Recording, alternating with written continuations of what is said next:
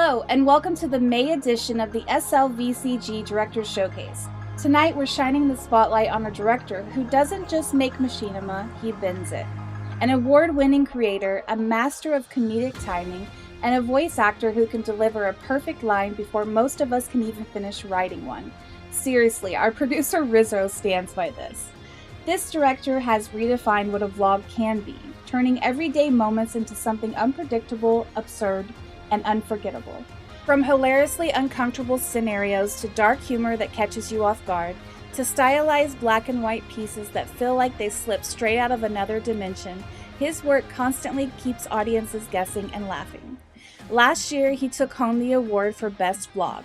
This year, he pushes boundaries even further, earning recognition as Best Innovator. So tonight, we're diving into the mind behind the madness, the creativity behind the comedy, and the journey that brought him here. Please join me in welcoming Beetle Wilder. Hi there, Laz. How's it going? Good, how are you? I'm great. You got me going. You got me laughing. I mean, that's what we're here for, right? Like, this is all fun, and we're just going to enjoy ourselves and hopefully have lots of laughs throughout the whole thing. Definitely. Well, let's get right into it, actually, because I'm interested to hear what your answers are for all of this. And Rizzo has gotten some really good questions here for you. So let me just get started. So we're going to start at the beginning here and kind of set the stage, right? What originally brought you into Second Life? And what do you remember about those first days and what kept you busy on the grid? Oh, wow. The very first time I think I joined was in 2007. I think I was just about to start college. I had this thing about virtual worlds back then, but I hadn't had a chance to try out Second Life. I think maybe I saw an ad in a site and I jumped in. To be honest, I was a little bit confused by Second Life back then. I don't know if you were on SL back in those days, but I was. yeah. I found it a little bit confusing, but I ended up finding a group of people who were just standing around chatting. And to be honest, for a couple years, I would log in every so often and just stand there. And I didn't really participate very often, but I thought it was neat that there were these people who were there in this kind of virtual chat room. Yeah. So what was it that you did that kept you busy? It was a sim called Avatar Island. Uh-huh. And I think it was designed to be a sort of a welcome hub. I don't know if it was an official Linden one or not, but I remember there being signs that kind of led you to different places and tried to funnel you to different places. Kind of similarly to like the new user experience that they have now. But there was just this little square. It was set up almost like a town, and people would just stand there, kind of like a voice sim now, where people are just hanging out, and I was marveling at all the different weird gestures and animations people were doing. God, if only they could see what you can do in SL now. I remember it being such a big deal that you could even like make out in SL. I didn't do any of that. No, of course not. No one liked me enough for that. Aww. I was a little weirdo in the corner, yeah. Did you ever go to any of the noob stores? I went to a place, I still remember it was called Freebie Dungeon. It was not Freebie Galaxy or whatever it is now. But back then there was a place called Freebie Dungeon because I didn't have any money. I was a poor college kid. So of course I got all my ridiculous prank gifts and flying vehicles, and it was a good time. What did your first Abby look like? No judgment. I don't even think I remember. I looked like an audience member from like a racing game. Do you know what I mean? Like I was practically two-dimensional. Yeah. All right. So I always love a good turning point, and that moment when you go from just hanging out on the grid to creating something. In this case, it's machinima, right? So for me, it was I was role-playing and cracked it, and my character was a rock star, actually, with Jordan here, with Rizzo. And she signed on to this label, and I found out that Rizzo was making these really awesome music videos. And I was like, I want to do that. I want to make these really awesome music videos. So that's kind of where I discovered my interest in filming. So at what point did it shift from you being there wanting to actually create machinima? It took a long, long time for me to kind of dip my toes in the creative side of Second Life. Like my account is extremely old, but I was gone for I don't even know how long, like 15 years or something. Mm-hmm. But my buddy, actually the Waffle, he owns the store. Yeah, Waffle. We've known each other for 20 years. And he's been on SL the whole time, and he would talk about it, and every now and again I'd log in with my stupid busted ass avatar. Can I say ass? I'm allowed to say ass. Good. Yes. I should have established that before. My broke ass avatar, and hang out with him and his beautiful friends with these their avatars cost $100. You know what I mean? But I didn't really feel that draw to like jump in and do anything until it was about 2021, I think was the year. And I finally said to him, I was like, you know what? I'm an adult now with adult money.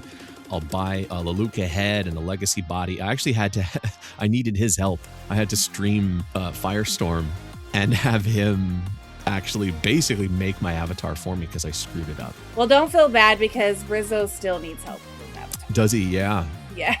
No, he's beautiful. He looks gorgeous. I saw him not too long ago. He looks great. He does look great.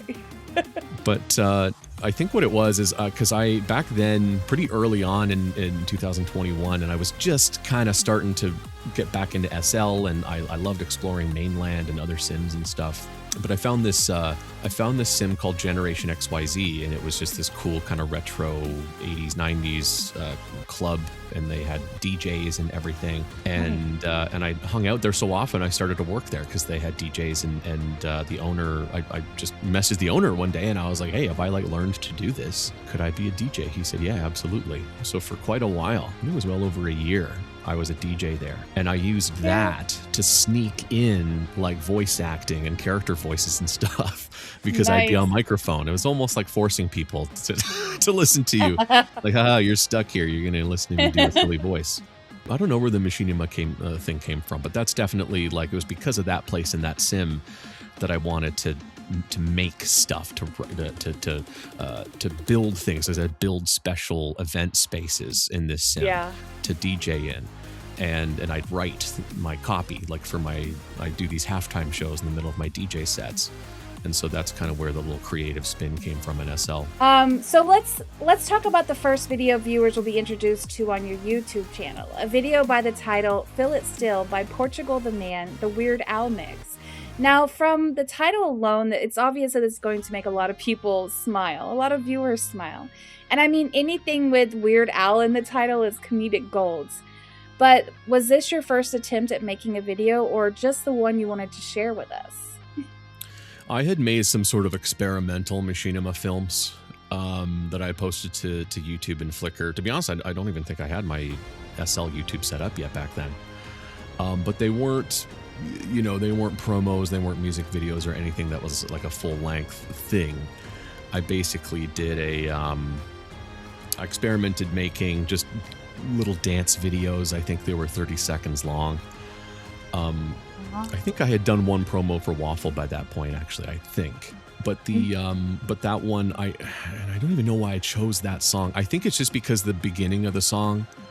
So this is the Weird Al kind of remix of a Portugal the Man song, where he just took their song and added a bunch of accordions and his own singing as backup vocals. Okay. But the first little intro to the song sounds identical. So I loved the idea that people thought, like when they first started watching it, they thought they were getting the original song, but then there's like a slide whistle and a bunch of accordions. So it was almost like a bait and switch, and I got a kick out of that. Nice. Now let's get into the meat of this conversation, because really the name Beetle Welder has become synonymous with humor. You have such an amazing way of making us all laugh, and that's because a lot of your work leans into sarcasm, character-driven humor, and sometimes a bit of dark comedy. Where does that voice come from? Oh, that's kind of hard to say. I think it's really just growing up watching shows like The Kids in the Hall. Shows like that really kind of put the idea into my head that comedy can be a little bit weird, a little bit strange. It can be dry. You can reach into darker places sometimes to kind of poke fun at those places. It's almost like a way of bringing up certain subjects without actually having to talk about them. I think comedy is a way of kind of approaching those subjects in a safe way. Should someone call an ambulance? She's fine. Don't worry about it. I don't know why it's specifically sarcasm. I think a lot of that is just from making friends with other, reasonably funny people. I had some funny friends in school, especially high school, and you find out that kind of wit and sarcastic wit. Feeling like a forgotten gift under the tree while hubby's out decking the halls? Try giving yourself a gift for a change. And some of the darker stuff, of course, angsty teens, they get into the darker humor. standing so close to that balcony. It's a long way to, And then you kind of bounce those ideas back and forth and find out what works and what doesn't. Now, you're not just all time portals and living rooms and floating bodies at the community pool. A few of your videos hit that classic black and white, very Twilight Zone theme. Do we take it that you're a big fan of the show? And how do you pick which vlogs get the humor versus which one gets the classic film, the classic TV horror theme? So anything that you see is like just pure comedy. That's me just doing a side project or a blog. But if you see me post a video that's specifically black and white, that's almost definitely a video that I collabed on with The Waffle. Because his store and his whole Second Life really is monochromatic. It's very black and white. And his store, it's actually this huge, awesome backstory that he mostly writes it out, and I kind of help to contribute to it sometimes to kind of flesh out these different characters and stuff. But like he's barely touched the surface of how deep this crazy world goes, and almost every product he makes and every video we do takes place within that world. He kind of had the idea for this like Rod Serling hosted Twilight Zone kind of thing that takes place within that world with this hippie.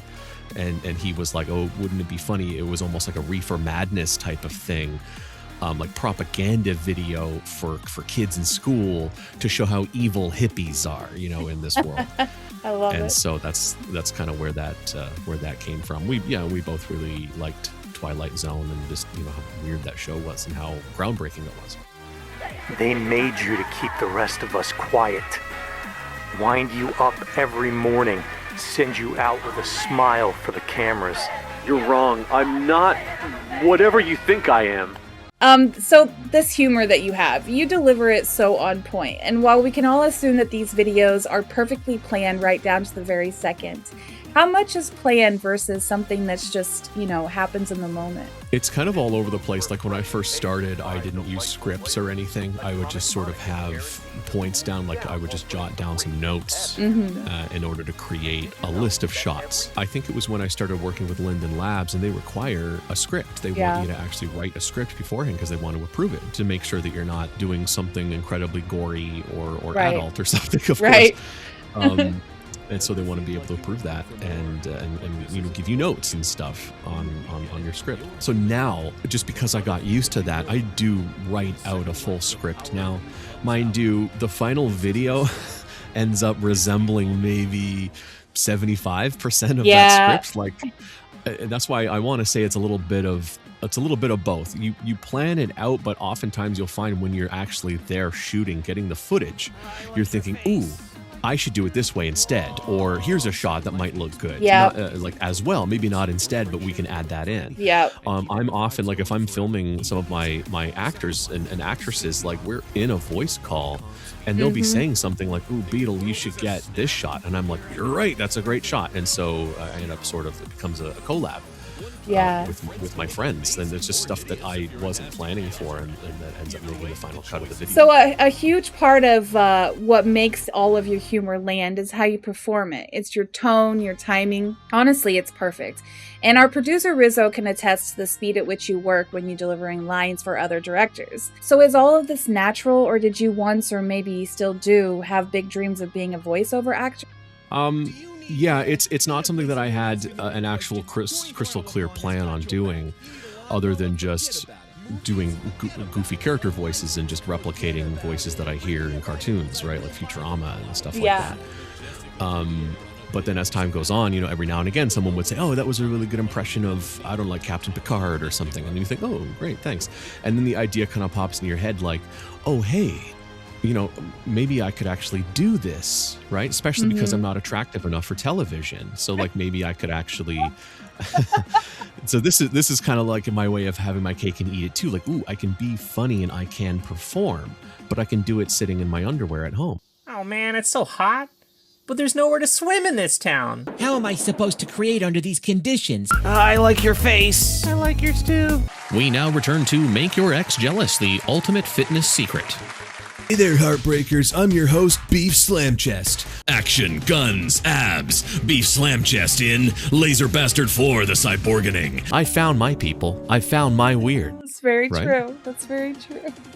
I think to a certain extent, making videos in SL has almost been my sneaky little way of hiring myself to be a voice actor. Right. If you look at it, because I always do my own voices. Every now and again, I ask someone to help me out and provide a voice. But for the most part, like I've voiced women, I've voiced old men, I've voiced everyone. Yeah. Just because it's fun for me, and I really like doing that. That's one of my favorite parts of machinima, is bringing the characters to life with weird, different, interesting voices. So now we're going to put you on the spot here because we like to do that.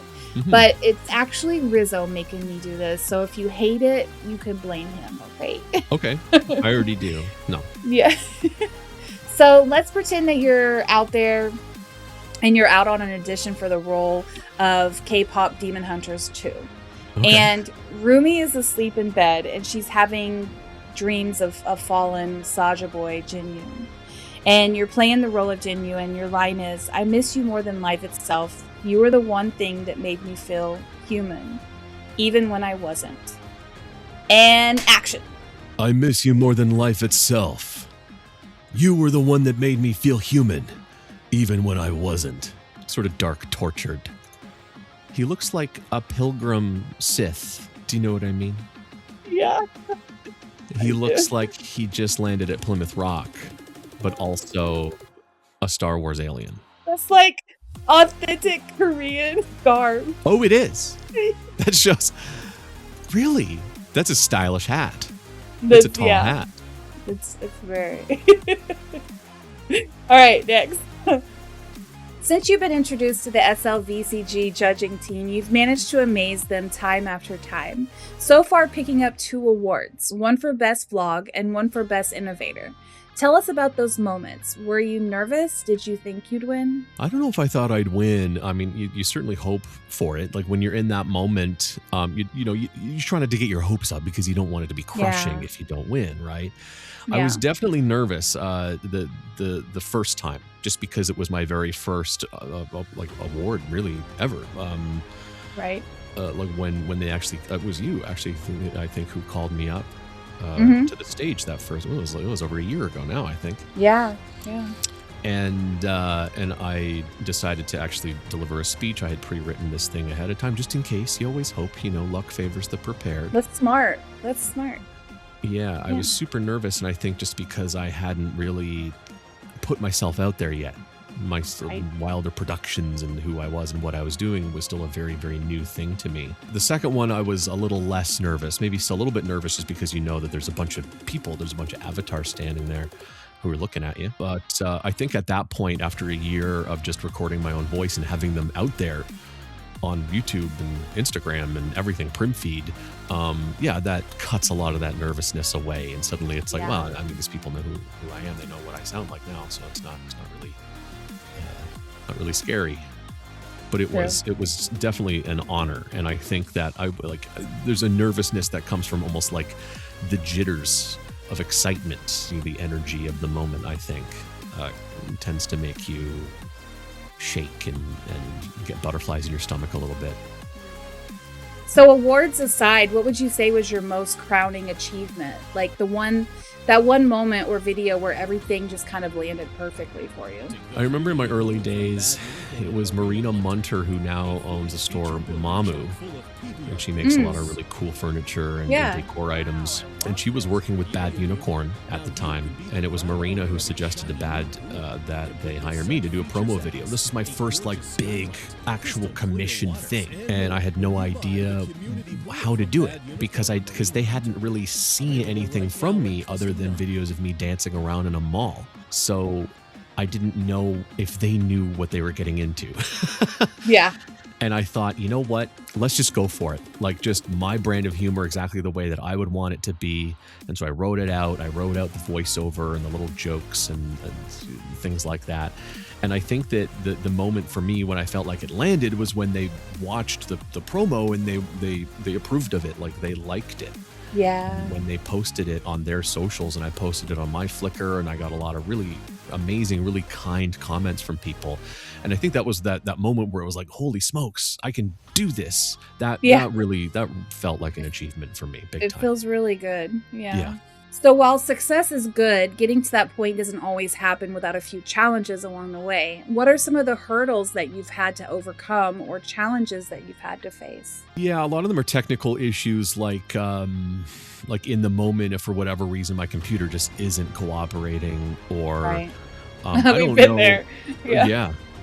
Sometimes it could be something like actually more often than not, for whatever reason, it'll just chug along at 2 frames per second out of the blue. Yeah. And for whatever reason, you can't solve it. You've restarted your PC, you've done everything you can possibly think of. And meanwhile, you're just apologizing to people because you don't want to use up their time. Yeah. Especially, I remember working on the roller disco video for Marina Munter and Oh My and Neutral Tones, and I ran into some frame rate issues quite a number of times while I was filming that, and I was just apologizing, like, sorry, like, these are big creators, they're busy people, and you don't want to steal their time, you don't want to eat up all their time.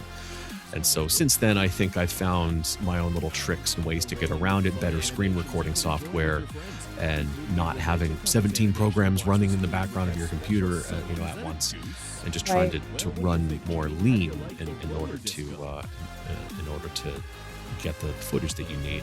There's also other logistical issues, like I have 4 people I have to film. One person's in Australia, another person's in Colombia, another person is in Europe.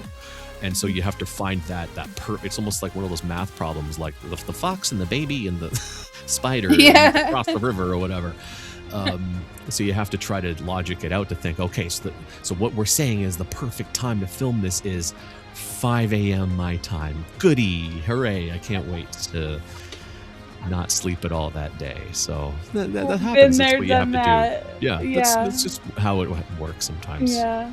So machinima, just like anything else in life, is a reflective journey. And while we're on it, we leave little clues behind about things we've learned and hints to places where we're going. In the past, we used to ask directors just to tell us their 3 favorite videos that they've worked on. Now we've transitioned to more of the reflection of our journey and the work that we do. So could you pick 3 of your works, like one that represents where you started, one that shows where you are now, and one that hints to where you're going? One of the ones that definitely represents like my earlier works would be stuff like the dancing in the mall, or I was doing almost these proof of concept videos. Like there's a video, one of my earliest ones that I uploaded was me driving. It's just me in a car, and really it was just a proof of concept. I put a YouTube video on a prim behind the car, and I found a YouTube video that was like someone's POV. They were just filming outside of their window to kind of try to make it look like the car is driving, almost like if you're watching an old 70s TV show, how they would have that footage playing actually like behind it. And so that was kind of my way of doing that before I started noodling around with green screens. So that's definitely like where I started. And then I think I hit my stride when I was doing like the Bad Unicorn stuff. Good evening, everyone, and welcome to the Pillow Fighting Ultimate Championships in this random high school gym, brought to you by Bad Unicorn. We're in for an exciting night of flying feathers and clobbering cushions. And the waffle stuff. Did you know that every bottle of Atomic Tonic features Waffle's patented radium refresher technology? Well, you do now. Crowded. I did a lot of videos for Crowded, Homes. Golf fans are quivering with anticipation to watch the pros try their hands at the new Briar Golf Pack from Crowded Homes. I remember those. Yeah, and I think that I really found my voice during that moment. What video represents where I'm going? That's a tricky one. I think a lot of these Linden videos that I've done lately, I've been experimenting with different filming techniques, different ways of capturing the footage. So many people are going to watch this showcase, and they're going to watch your videos, and they're going to say to themselves, I really want to be able to do that one day. For those future machinima directors, what are some words of wisdom that you'd like to share with them? Really, the best advice I can say is like, don't be afraid to be different. Like, don't be afraid to be a little weird, right? Like, not everything has to be perfectly polished, perfectly exactly what people are looking for. It's a good idea to experiment. It's always a good idea to find your own flavor, your own brand, right? Because you never know, that could be the thing that people like. And I think people really like genuine character in these videos, right? Just because, using an AI voiceover, for example, it sounds clean and it sounds perfect, but hey, you never know. People might rather hear your voice, even if you're not a professional voiceover actor or anything like that. Like, it might add a certain kind of character that are missing from a lot of other videos. Or maybe you just want to do something weird and experimental. Like, don't let that hold you back. Because you never know. You never know. That could be the thing that people actually want to see. Right. I agree with that. That's great. I love the advice. Thank you for sharing that with us. Mm-hmm. We love leaving our viewers with a scoop of what the future holds for our directors. So what does the future have in store for Beetle Wilder? So yeah, that can be a tricky thing to answer because a year ago I would have said, well, I'm content just plugging along. But over the course of a year, a lot of different clients came forward and started commissioning videos for me, and it's a lot of it has just been word of mouth, which is absolutely wonderful. Like, I haven't really needed to promote myself at all, which is funny. Like, as a guy who makes promo videos, I've never made a promo video for my promo video company, but maybe I will. But I think the future for me, my main goal right now, if I can, this is probably one of my biggest challenges right now, is just turnaround time. Because someone asks me to do a video and I'm like, well, I have to go to my real job, my real adult human being job on Earth, out here in the gross, boring real world. But if my main goal, if at all possible, would be to be able to make machinima full time and to be able to help people promote videos full time. If I could do that kind of thing full time, that would be incredible. That would be amazing. And maybe that's where I'll be a year from now. That would be heaven for me. It's never too late to grab that brass ring too, like to try to seek out a job and a career that you actually want and enjoy. There's no time limit on that. You could be 75 years old and suddenly randomly one day decide, hey, you know what? Maybe I'll paint Elvis on black velvet and sell them on Etsy. Right? Yeah. That could be a thing for you. Yeah. So random, but yes. Someone might want my macaroni pictures. Yes. Please start making macaroni pictures. Yeah, well, I do. They're very personal, though. They're very private. Oh, okay. Well, maybe I'll ask you to share some with me later. The world isn't ready. Oh, damn. Okay. Like we do in all of our videos, our producer Rizzo takes the time to watch all of directors' videos. And sometimes, well, every time, there's always that one video that leaves him wondering, what's up with this? So we gotta know, Beetle, what's up with this video? So this is the old house I used to live in, and I was really proud of how it turned out. This is a house that I built inside an underground facility, kind of like SCP. And in my head canon is that I was this creature that they had captured, like the North American Beetle. And they kept in this secret underground facility, and they didn't let me leave. And they fed me, cigarettes and whiskey. And so that's kind of what my house was. And I had this song in my head. I think I've always loved this song. He's the greatest dancer. And I thought, there's a Flight of the Conchords song called The Most Beautiful Girl in the Room. And that's the joke. Like, oh my God, you're the most beautiful girl in this room. And the whole song, the lyrics are like, if you you're definitely in the top 3 most beautiful women at this party, that's so funny to me. And so I think I was listening to that song, he's the greatest dancer, and in my head I thought, in the room. In the room, yeah. In the room.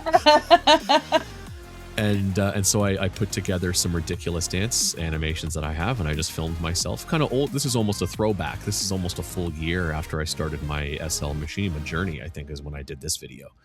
Nice. And I thought, hey, you know what I haven't done in a while? Just a video of me dancing. And I had learned some different techniques, just different editing things and filters in Premiere and everything. So I thought, hey, how about a silly little video for old time's sake? So that's what that video is. That's all it is.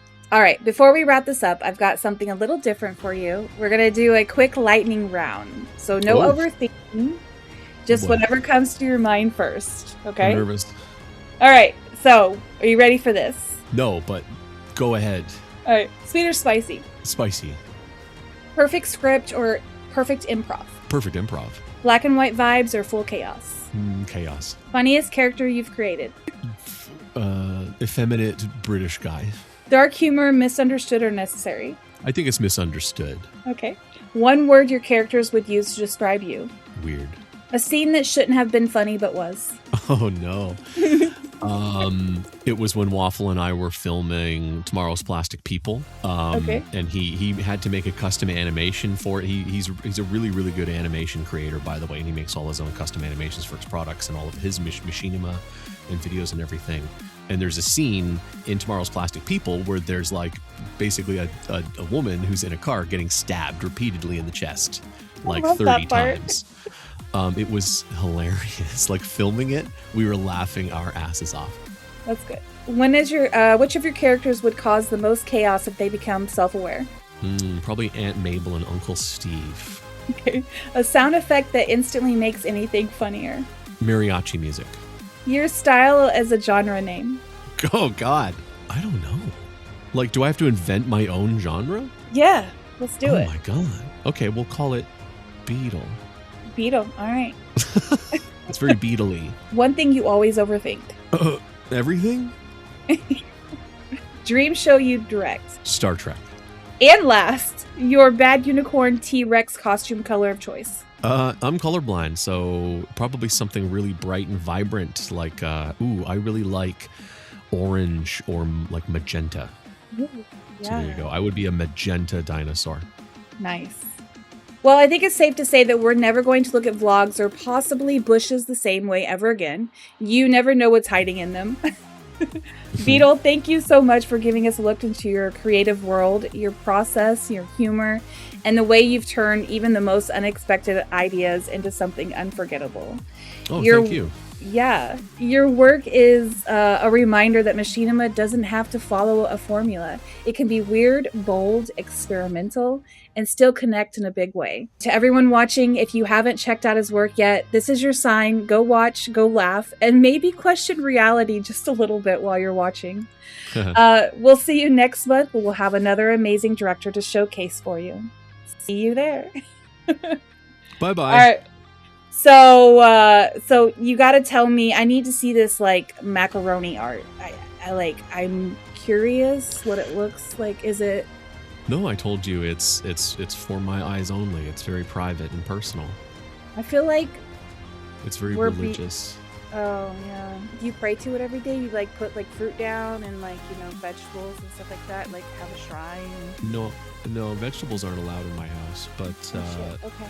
But I do. Like just slabs of meat on the freaking altar? Yeah.